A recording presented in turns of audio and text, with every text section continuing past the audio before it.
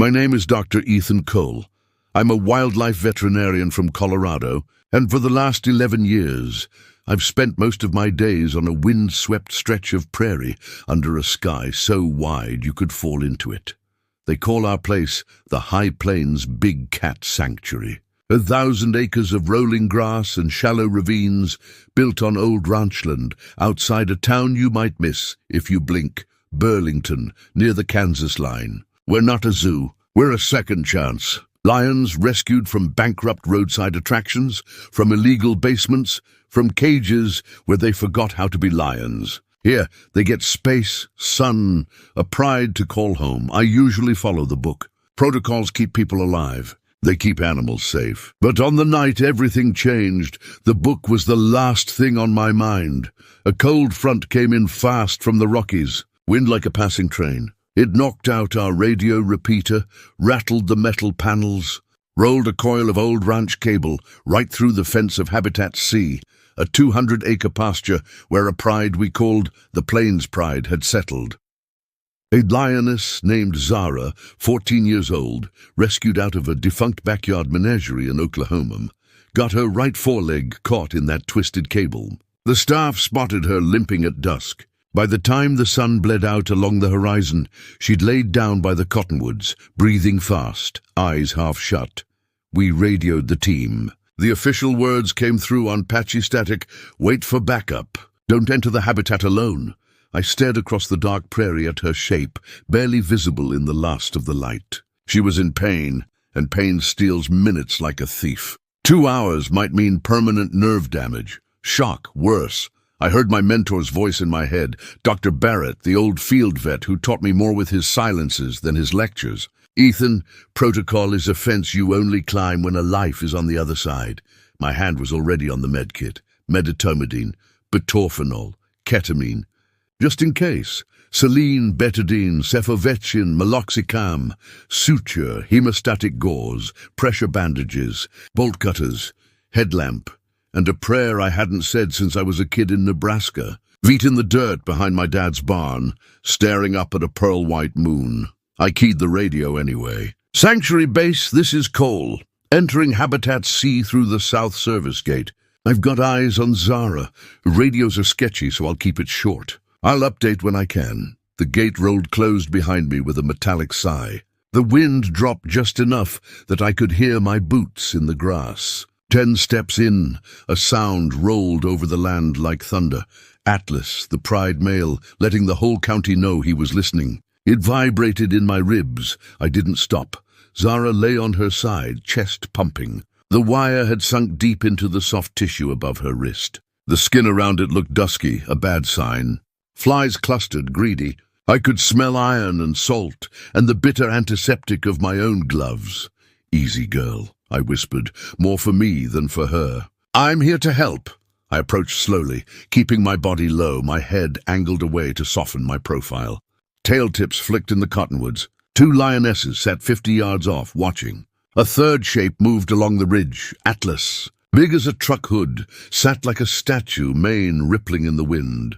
Eyes steady, I loaded a low dose of medetomidine and butorphanol, enough to blunt the pain and slow her down, not enough to put her under hard. I needed her breathing strong. I needed her to feel safe. I needed her to know I wasn't the enemy.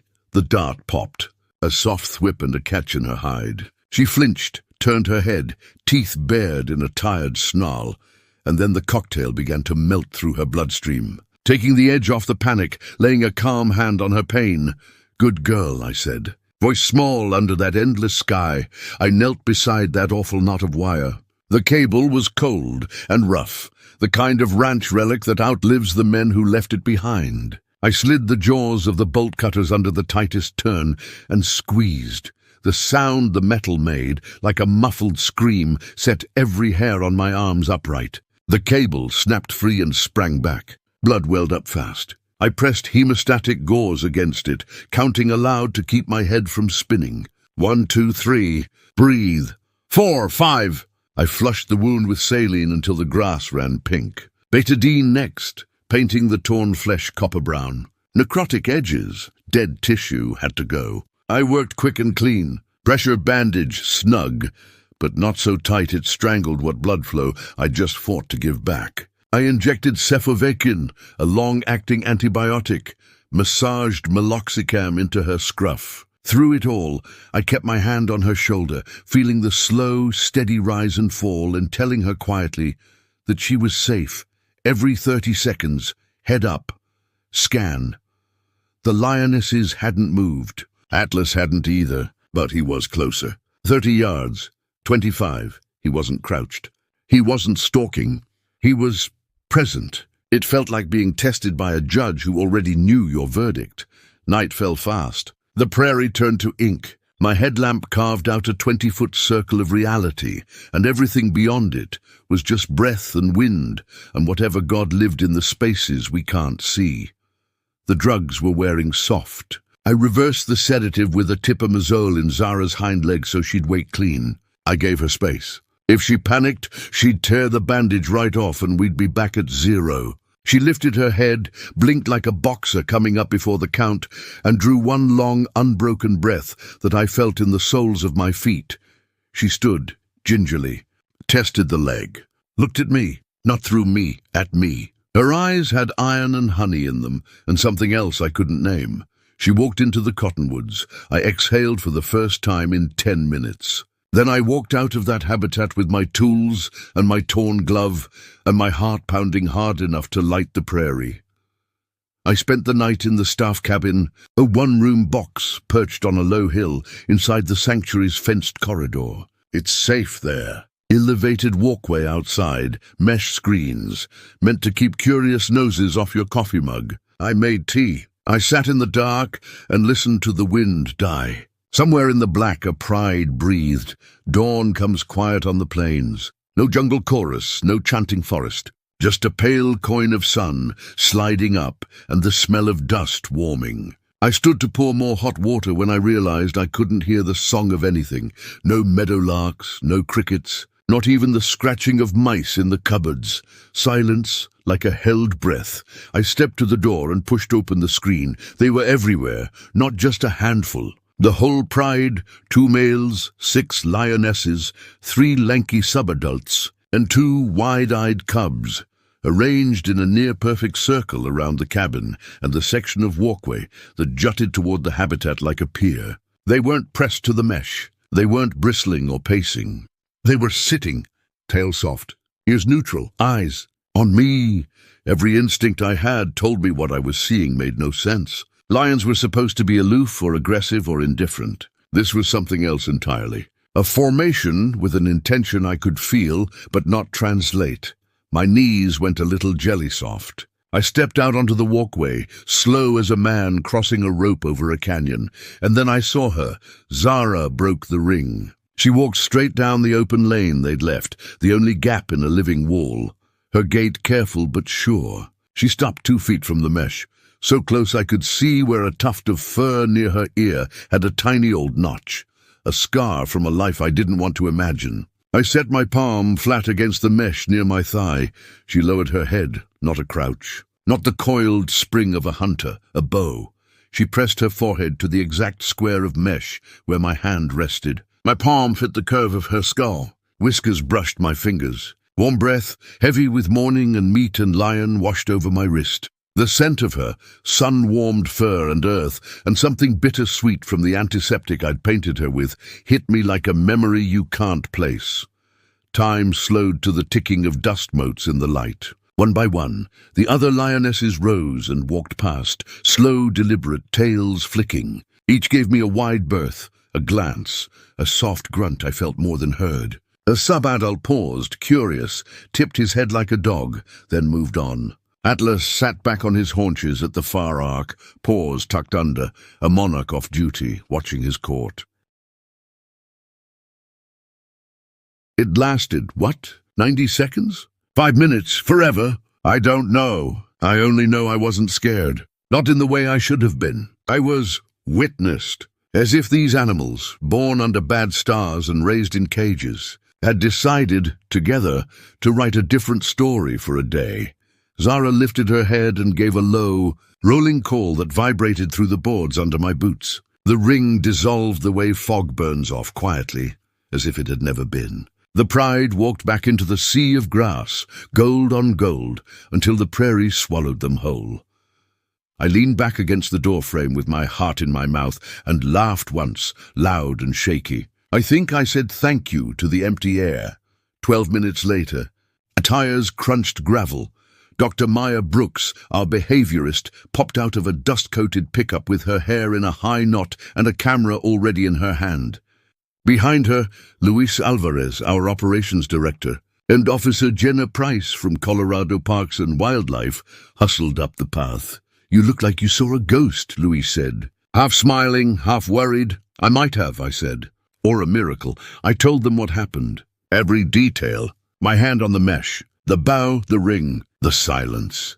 Maya listened, eyes narrowed, chewing the inside of her cheek like she does when she's computing. She didn't say, "miracle."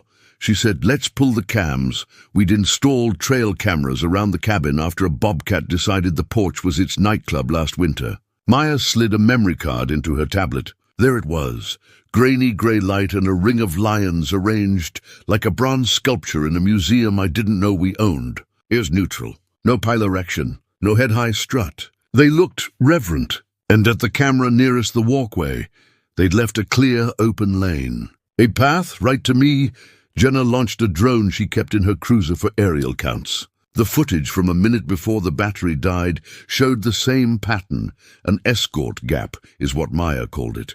An intentional opening. "Here's my first pass," Maya said, tapping notes into her tablet.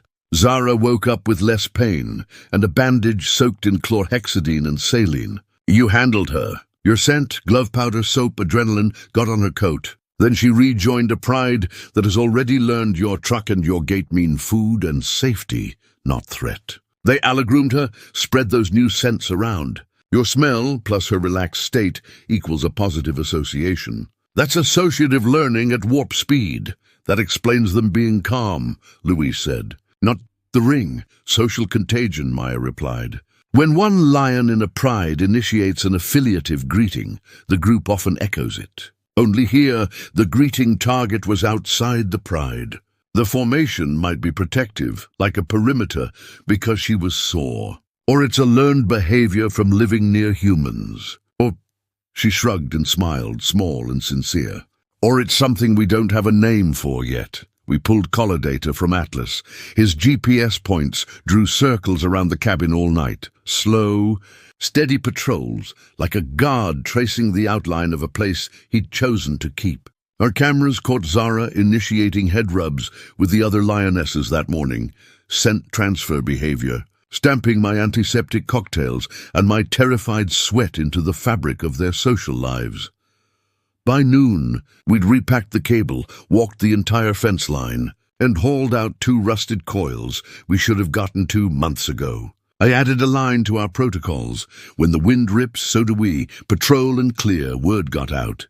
It always does. A local news piece turned into a Denver feature, turned into a national segment about a sanctuary vet and a pride that formed a circle around his porch. The internet did what the internet does. Some called it proof of animal gratitude. Others said it was anthropomorphism, a man drowning in his own meaning. I read most of it once and haven't read it since. We made changes where it counted. We wrote what we called our rapid relief protocol, clear steps for field pain control and intervention when a rescue is in that gray zone between wait and watch, and if we wait, we lose. We did more fence sweeps after every wind. We trained harder on sedation math in the field. We talked longer about when to stick to the book and when compassion has to be a chapter of its own. Donations ticked up. Volunteers started showing up with gloves and trash bags to clean the old ranch fragments off the prairie. A high school shop class welded new cable bins for us, bright blue and impossible to miss. I stood with them when they brought the bins out, and I think I loved America more right then than I had in a long time. 3 months later, I found Zara lying on a rise with 2 cubs asleep against her belly. She was whole in a way I hadn't seen before, like the prairie itself had settled into her bones. I didn't take a photo. I let the moment be hers. 2 years after the ring, I was writing up vaccination notes in the cabin when the crickets went quiet. I stepped out onto the walkway. The pride was there again, not in a circle this time, just passing through, like a parade that didn't need a crowd. Zara stopped. We looked at each other for a long second. I set my hand on the mesh without thinking. She didn't bow. She didn't need to. She dipped her head, the smallest nod, then nosed her now-grown son forward. He looked at me with those old, brand-new eyes and kept walking into a morning that smelled like good hay and coffee and dust. If you're waiting for me to tell you I figured it all out, I didn't. I'm a scientist. I love data. I also love that some parts of the world laugh at our need to explain everything. What I do know is this. On a cold Colorado dawn, a pride of lions, who had every reason to forget the world ever held them, kindly chose to remember. They weren't stalking. They weren't warning me off. They were standing guard in a shape older than language, older than the fences we put around things we fear and things we love. And a lioness, one whose leg still carries a small scar the size of my thumbnail, placed her forehead against my hand and told a story I have spent 2 years learning to listen to. It goes like this. Compassion is a thing you can smell. It clings to fur and wood and steel. It travels with wind. It gets shared like a secret between bodies that were never supposed to understand one another. When you ease pain, the relief doesn't stop at the wound. It moves. It ripples out. It becomes memory. We belong to each other. I keep the torn glove in my desk. On windy nights, when the cabin creaks and the prairie hums, and I wonder if any of it matters, I take it out and hold it, and think of a ring of lions, with their tails low and their eyes soft, and a bow from a queen who didn't owe me anything. Then I step outside into a sky so big it makes me feel small and right-sized at the same time. And I listen. Sometimes I hear nothing but the wind, and sometimes, if the morning is kind, I hear a low, rolling call from the grass that sounds a lot like "We remember."